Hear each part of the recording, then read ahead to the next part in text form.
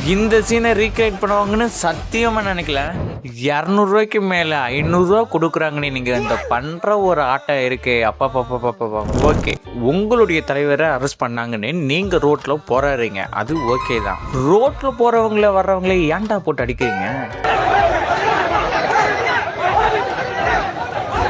இந்த ஆளு ஹாஸ்பிட்டலுக்கு ஏதோ எமர்ஜென்சியாக போகணும்னு கிளம்பி போயிட்டு இருக்கிறாரு. ஆனால் நம்ம போராளிகள் எல்லாமே ஏதோ மாரியாத்தா கோயிலில் கூழ் கொடுக்குற மாதிரி அவ்வளோ க்ரௌடில் எரிக்கிறது, போடுறது, வர்றது, சாப்பிட்றது, படுக்கிறது எல்லாமே அதே ரோட்டில் தான் இருக்கிறதுனால இவர் கேள்வி கேட்டிருக்கிறாரு, ஏன் ரோடை பிளாக் பண்ணுறீங்க அப்படின்னு. அதுக்கு அவரை போட்டு அடிக்கிறாங்க.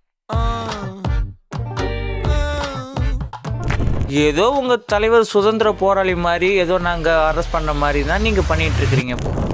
உண்மை ஒன்று சொல்லவா, உங்கள் தலைவருக்கு 26ம் 27ம் கூட்டினா எவ்வளோ அப்படின்னாலுமே அவர் அரை மணி நேரம் கழித்து தான் ஆன்சரே சொல்லுவார். அதுவும் ஒரு ராங் ஆன்சராக தான் இருக்கும். காலையில் அரெஸ்ட் பண்ணலாம்னு வீட்டுக்கு போனால் கொத்து பரோட்டா குளத்தூரில் சாப்பிட்டேன், சிக்கிக்கிச்சு, வர மாட்டேங்குது, கக்கூஸில் இருக்கேன் அப்படின்னு சம்பந்தம் இல்லாமல் பேசுகிறாங்க.